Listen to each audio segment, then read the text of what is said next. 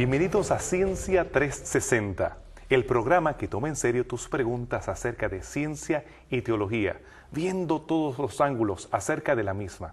En esta ocasión estaremos hablando acerca de un descubrimiento que se ha hecho y ha sacudido a la comunidad científica. Se trata del bosón de Higgs y hemos traído precisamente a un químico, el profesor Fernando Dávila, para hablarnos acerca de esta partícula. Profesor, bienvenido. Muchas gracias, Efraín, por invitarme a este programa. La vamos a pasar muy bien y vamos a aprender muchas cosas acerca de esta partícula interesante. Indudablemente, porque al hablar acerca de esta partícula y este descubrimiento, vemos que algunas personas lo han interpretado como la evidencia de la no existencia de Dios. Vemos implicaciones sociales, culturales y científicas. Y yo quiero que nos expliques un poco más acerca de esta partícula y lo que es el bosón de Higgs. El bosón de Higgs es una partícula subatómica que inicialmente pues, se conoce como este nombre, bosón de Higgs. Sin embargo, su nombre ha evolucionado un poco y le conocen comúnmente como la partícula de Dios, dándole unas implicaciones místicas al descubrimiento de esta partícula. Y vamos a ver eventualmente que no necesariamente podemos hacer una cosa tal. Y es una de las muchas partículas subatómicas que existen. Así que ¿Y por qué se le llama? ¿Por qué se llama bosón de Higgs? Bueno, por un doctor, Peter Higgs, quien propuso la existencia de esta partícula para la década de los 60 y aparentemente se ha descubierto la partícula y precisamente el nombre obedece a este físico. Científico. Es correcto. Pero cuando tú hablas acerca de partículas subatómicas, realmente me sacude, porque cuando yo aprendí química, hablábamos de lo más pequeño, era los protones, neutrones y electrones.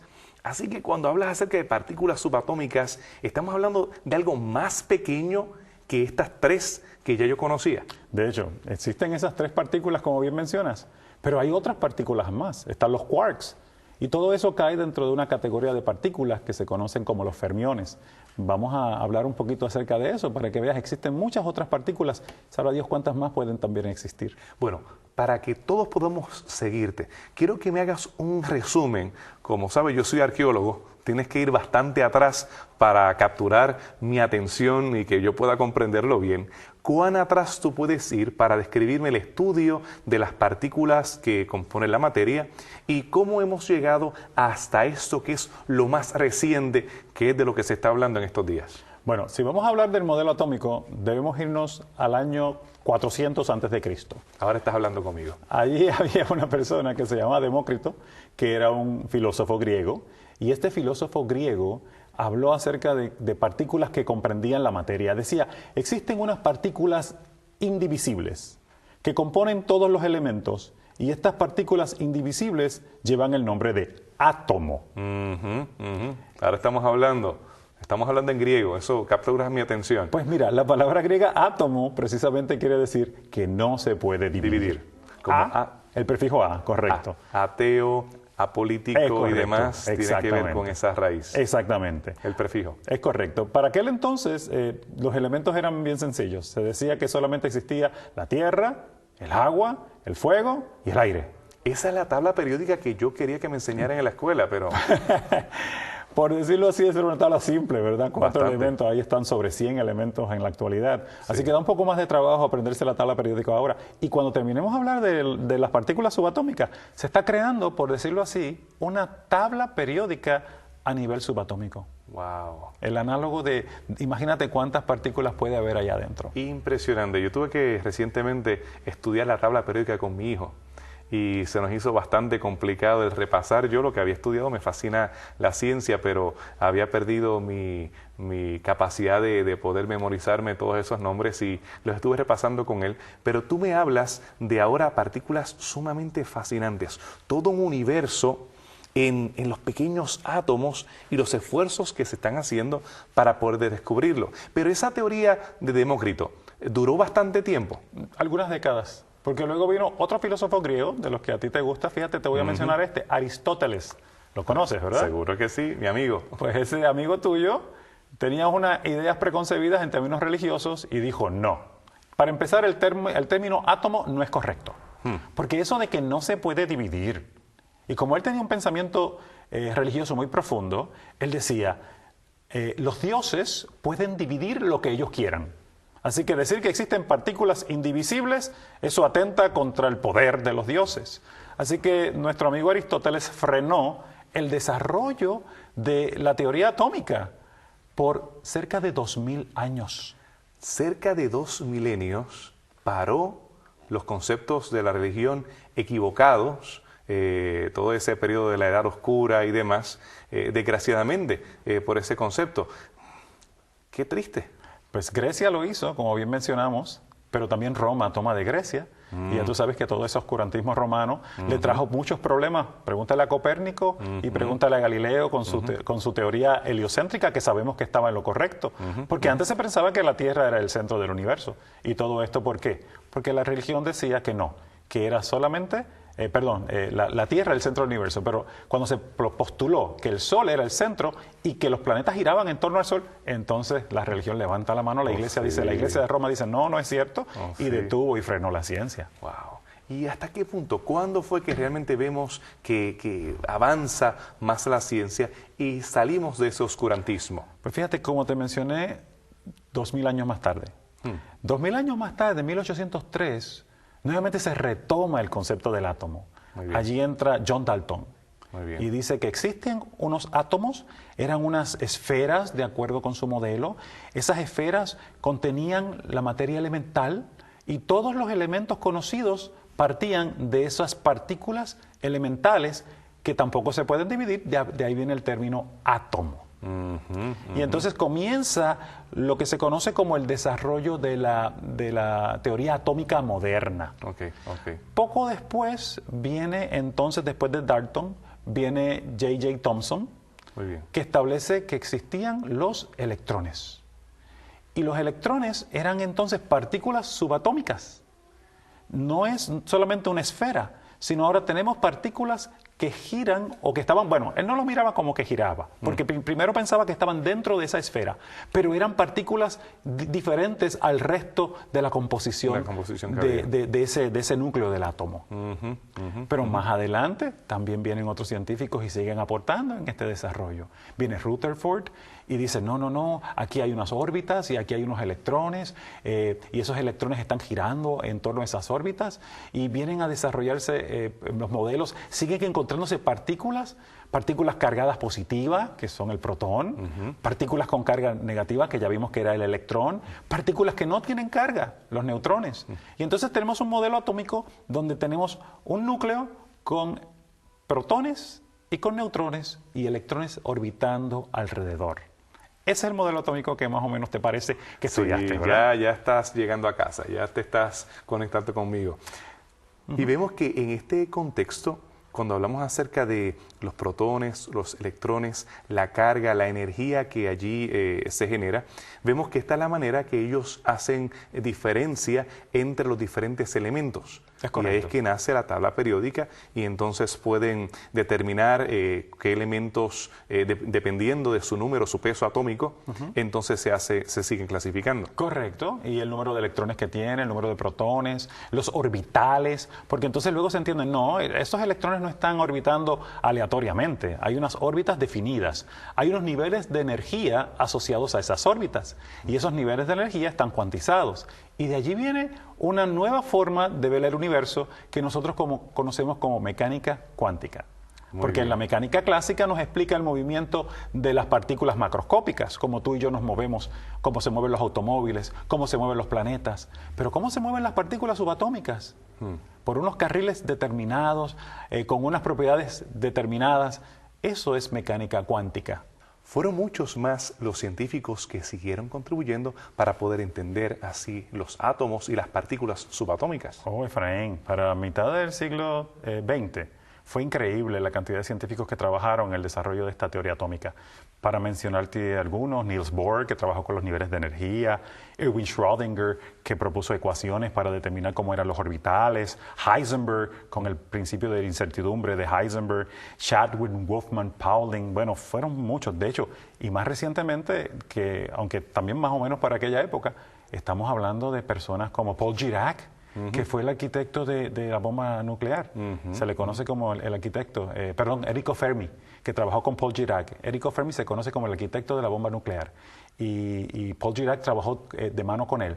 Además vinieron luego Einstein y Nath Bose, o sea que conformaron una serie de mentes privilegiadas de aquella época que trabajaron en el desarrollo de esta teoría atómica. Indudablemente se aceleró el desarrollo del estudio de los átomos de una manera increíble, especialmente durante el siglo XX. Pero ¿qué acerca de esas partículas que tanto me han estado fascinando en base a esta plática contigo? Pues fíjate, estas partículas son muchas.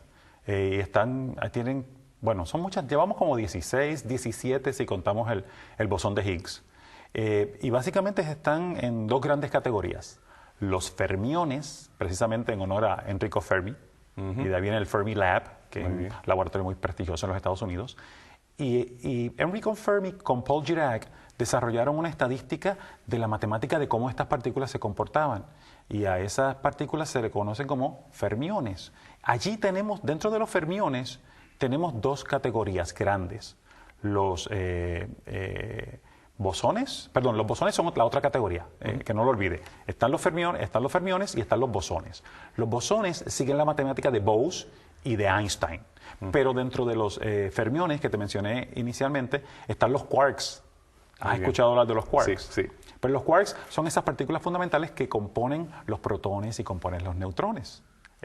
Y también están los leptones, que esa es la otra categoría dentro de los fermiones. Están los quarks y los leptones. El primer leptón en descubrirse fue el electrón, precisamente. ¿Pero qué me puedes decir más acerca de los bosones específicamente? Los bosones son partículas muy, muy interesantes. Los bosones tienen un número cuántico del spin, que esos son números que se utilizan para caracterizar, no voy a entrar en tanto detalle de qué es esto, pero tienen un spin entero, mientras que los fermiones tienen spines de un medio. Es un número cuántico que se utiliza para poner categoría de estas partículas. Pero los bosones se les atribuye la peculiaridad de cargar las fuerzas. Se le llaman gauge bosons en inglés porque cargan las fuerzas que gobiernan el universo, por decirlo así. ¿Qué en cuanto al quinto bosón? ¿Y por qué se le puso nombre antes de ser descubierto? ¿Te llama la atención ese quinto bosón? Sí, me fascina. Pues ese quinto bosón fue concebido mentalmente antes de que tú nacieras, posiblemente. Wow. 1964, sí. Hace varias décadas. Ese quinto bosón sale de una teoría que se utilizó para explicar las fuerzas que gobiernan el universo. Las 4 grandes fuerzas. Podemos comenzar con la fuerza de gravedad, es una fuerza que todos conocemos. Hay otra categoría que se conoce como las fuerzas del electromagnetismo.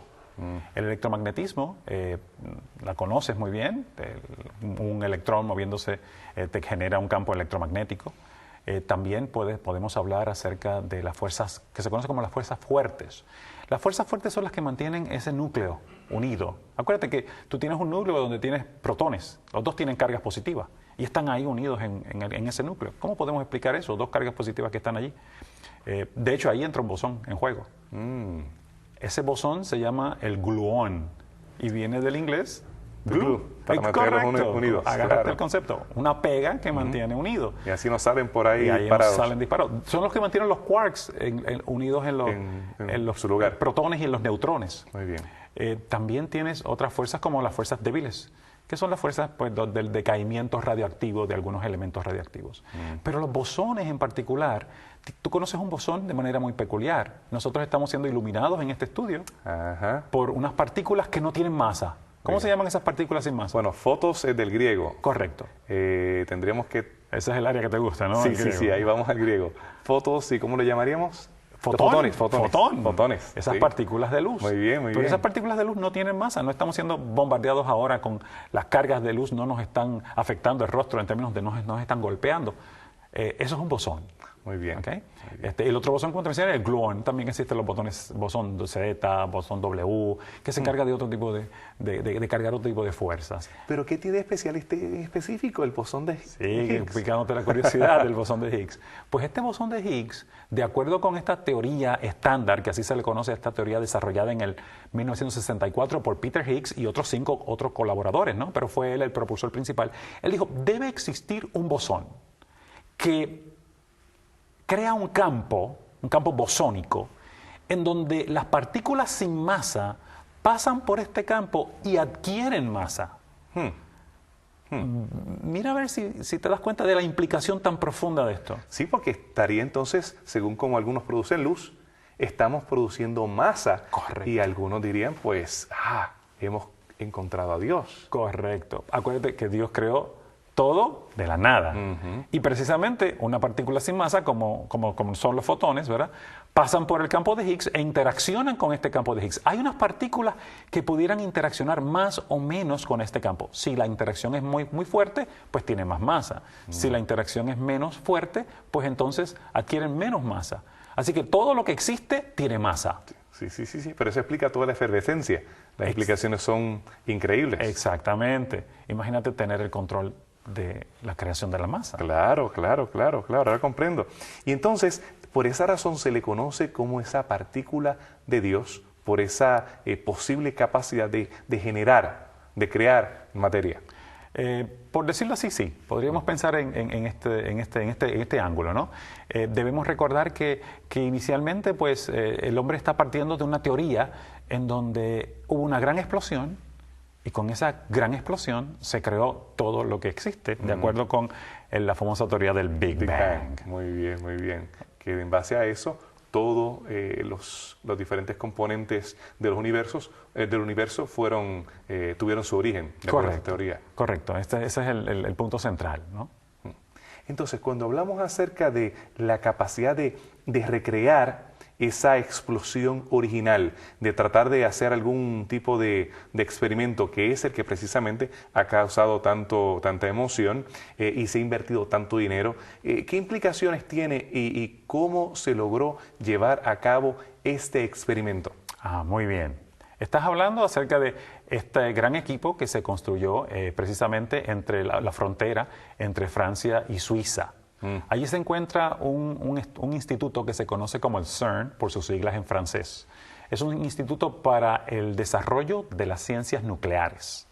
Este instituto, que fue concebido y fue construido hace varias décadas, para la década de los 90, principio de la década de los 90, concibe la idea de crear o de hacer un instrumento monumental para la detección de las partículas subatómicas, entre ellas el bosón de Higgs, que era básicamente... Una teoría hasta ese momento. Sí, era teoría. Llevaba 4 décadas y más de teoría, pero era necesario, la curiosidad científica iba creciendo, ¿no? Y había esa necesidad de saber si existía o no. Pero el CERN se tardó 20 años en construir un equipo para la detección de estas partículas. Y te voy a dar la clave. Mira, si nosotros queremos romper, digamos, un átomo, pues tenemos que usar un mecanismo especial para romper ese átomo. Imagina que queramos romper una piedra. Digamos, tengo una roca y quiero romper esa roca. Tengo que golpearla con fuerza para ver en cuántos pedazos se forman y de qué está compuesta la roca. Si yo tomase un martillo de vidrio para romper esa roca, ¿qué pasaría? Indudablemente lo destrozamos. Se destroza el martillo antes que la roca. Exactamente. Pues necesito algo tan fuerte como la roca. De hecho, si queremos cortar un diamante, ¿qué tenemos que utilizar? Diamante. Otro diamante para cortar el diamante. Exactamente. Si yo quiero romper un núcleo, si yo quiero romper un protón, ¿qué debo utilizar? Necesitas otro. Otro protón. Exactamente. Pues precisamente el CERN invierte una millonada, ¿sabes? 10.000 millones de dólares aproximadamente para construir un equipo capaz de romper los protones y ver las partículas que se forman de allí. Un martillo de protones. Un martillo de protones, por decirlo así. Es un acelerador de partículas, por las siglas en inglés LHC, Large Hadron Collider, donde colisionan los hadrones, que es el nombre científico más propio para el protón, que es un tipo de hadrón. Pero me imagino que no sería fácil construir este tipo de maquinaria para poder llevar a cabo este experimento. Si quieres, te voy a dar unos detalles de este tipo de maquinaria que te van a dejar perplejo. Mira, esta maquinaria, como te mencioné, se invirtieron 10.000 millones de dólares. 10.000 millones, o sea, 10 billones. Está entre la frontera de Francia y de Suiza. Este equipo tiene una órbita, porque vamos a mirarlo de manera sencilla. tienes unos protones orbitando en una dirección, tienes protones orbitando en otra dirección, en dirección contraria, unos a favor de las manecillas del reloj y otros en contra, a la velocidad de la luz. Cada uno de ellos en carriles. Pero luego entonces desvías y los haces chocar como si estuvieras chocando dos trenes de frente. Wow. A la velocidad de la luz, colisionando de frente. Impresionante. Rompe eso de una manera tremenda. Ahora, ese equipo tiene 27 kilómetros de circunferencia. ¿Te imaginas cuán grande es el equipo? No, ver eso desde el aire, me imagino que será impresionante. Los visuales, poder ver el diámetro, aérea, sí, la toma aérea. Sí, te toma parte de esa frontera, una frontera muy bonita ya entre Suiza y Francia, un lugar privilegiado. Pintoresco. Fue construido 100 metros de profundidad, o sea, esto no está por encima, esto no está orbitando por encima. Pasa a través de condados, de condados y comunidades, o sea, que uno puede tener una edificación y por allá abajo está pasando ese colisionador de partículas. La energía que se genera, increíble. Bueno, para que tengas una idea, para el mantenimiento de este equipo se invierten aproximadamente $1 billón al año. Wow. La factura de energía eléctrica, normalmente en nuestras casas, ¿cuánto pagamos mensual de factura? 100 y tantos. 100 y tantos, pues allí se pagan aproximadamente $2 millones de factura de energía eléctrica. Esa es la cantidad de energía que se está usando. Se puede utilizar toda esa energía eléctrica para iluminar a todos los condados que están alrededor. Me imagino, no es para menos, no es para menos. ¿Y qué en cuanto al calor que genera? Porque eso es una colisión y según yo he leído acerca de la bomba de hidrógeno, de la bomba atómica, estamos hablando acerca de calor que es liberado. ¿Cómo ellos evitan que allí tengamos un gran hoyo negro o algo? Incluso hubo gente que estuvo hablando acerca de teorías de conspiración de que el fin del mundo iba a ocurrir precisamente cuando el pasado verano esta máquina comenzara a funcionar. ¿Qué en cuanto a esa energía y el calor? Veo que estás bien documentado en cuanto al tema. Más o menos. Mira, la energía que se genera, para que tengas una idea, se estima que es 100,000 veces la temperatura del Sol, del corazón del Sol. ¡Wow! Preguntarás por qué no se derrite el instrumento. Porque estamos hablando de un espacio sumamente pequeño. Okay. Es un espacio minúsculo en donde se genera toda esta energía. Son 7 teraelectronvoltios de electrones orbitando en esta órbita, más 7 teraelectronvoltios en la otra órbita, para un total de 14 teraelectronvoltios en esa colisión. Wow. Para mantener ese equipo y para mantener esos protones orbitando, fueron necesarios electroimanes, superconductores, para mantenerlos en órbita. Para mantener esa órbita, esos electroimanes, esos superconductores, necesitan una gran cantidad de helio líquido. Son como 2,000 toneladas de helio líquido para enfriar todo el sistema. Pero ese helio líquido necesitas, para que no se vaya, se preenfría con nitrógeno líquido. Llega aproximadamente a 1.9 Kelvin, para ser más exacto, la temperatura que están enfriando estos superconductores. Así que tienes temperaturas tan altas como 100,000 veces el core, el corazón del Sol, y tienes unas temperaturas tan bajas como 2 Kelvin. A 0 Kelvin no hay movimiento ninguno. Ese es el cero absoluto en la termodinámica, que existe solamente en papeles. Wow, que todavía no se ha podido probar.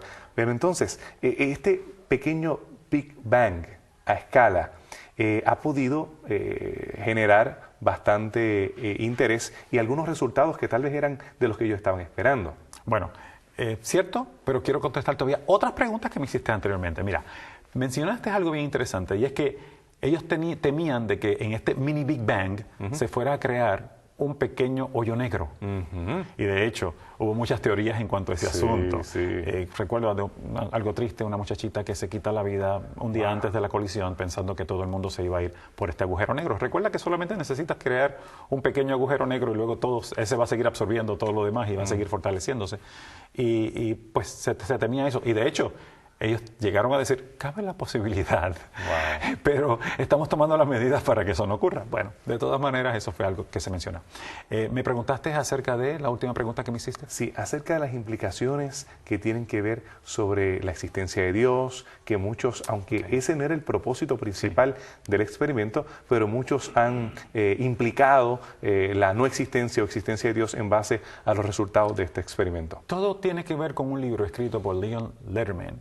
Él lo escribió en el 1990 y hubo un reprint en los años 2000, en donde él hablaba de esta partícula como la maldita partícula, porque no se conseguía. Era como ese eslabón perdido que existe en el mundo de la evolución. Ese bosón de Higgs era como el eslabón perdido en ese mundo subatómico.